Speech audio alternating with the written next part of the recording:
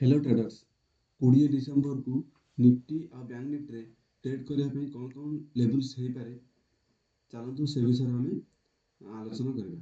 चलतु प्रथम देखा निफ्टी निफ्टी डेली कैंडल को जब देखा ताहले एथरू मार्केट जो हमर 14 नवेम्बर रु मार्केट अपसाइड मूव करथिला एग्जैक्ट आसिकी एबे जो क्लोज देछि डेली कैंडल सेटा होछि सपोर्ट लेवल रे अछि। एग्जैक्ट सपोर्ट लेवल पाखापाखि अछि।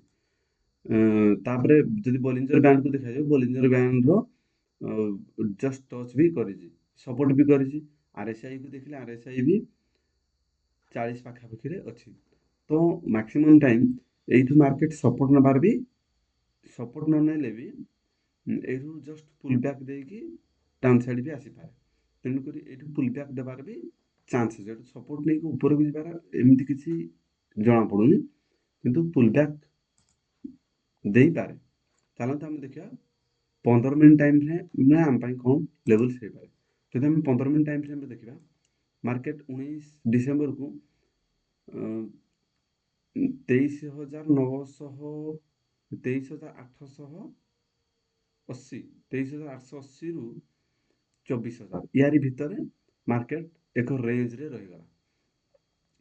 एटा को हमें पॉज माने एटा 100 पॉइंट भितर तो कौन हम 20 तारीख को हम कौन हम जदि मार्केट फ्लैट ओपन होजी ताहले हमको वेट करिया पड़िबो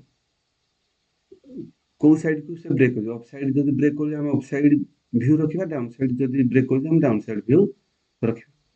जदि मार्केट डायरेक्टली गैप अप किबा गैप डाउन ओपन होजी जो साइड रे हम सेही साइड रे जदि गैप अप डायरेक्ट 24,000 ऊपर रहुजी ताहले हमर अप साइड व्यू रखिबा आ हम 24,200 फास्ट टारगेट ये जो हमर जो क्लोज देछि एटा हम ए गैप वाला एरिया हम फास्ट टारगेट हे आ सेकंड टारगेट ऊपर जो आछी ट्रेल लाइन आ जदि डायरेक्टली गैप डाउन ओपन होजी ताहले हम गैप डाउन जो डाउन साइड व्यू रखिबा आ गैप अप हेले gap up up side view रखिबा। जदि यारी भितरे 24,000 रु 23,900 यारी भितरे जदि ओपन होजी ताहले हमको वेट करिया पड़िबो कि ए रेंज जो करजी रेंज रो को साइड से ब्रेक करूजी सेही साइड को हमको जाओ पड़िबो।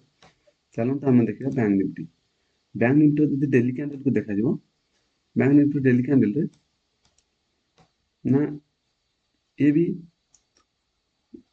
डाउन साइड की पळे आसी। जदि हमें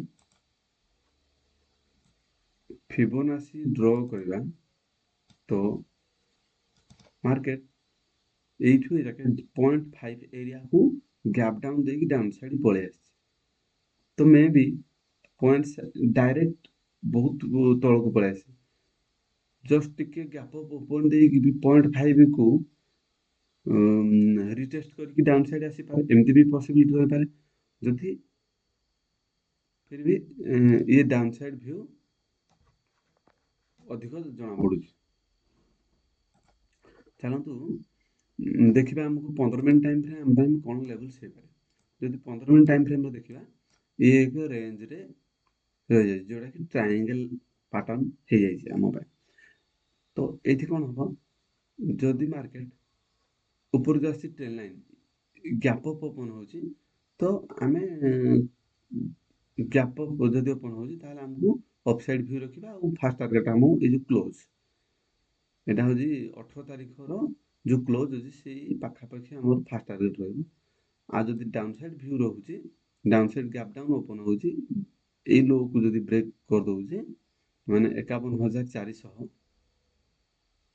51,400 किंबा 51,300 ए भला जदि साइकोलॉजिकल डाउन साइड को ब्रेक डाउन दउची ताले हमरो व्यू डाउन साइड रहबो आ हमें डाउन साइड व्यू ही रखिबा।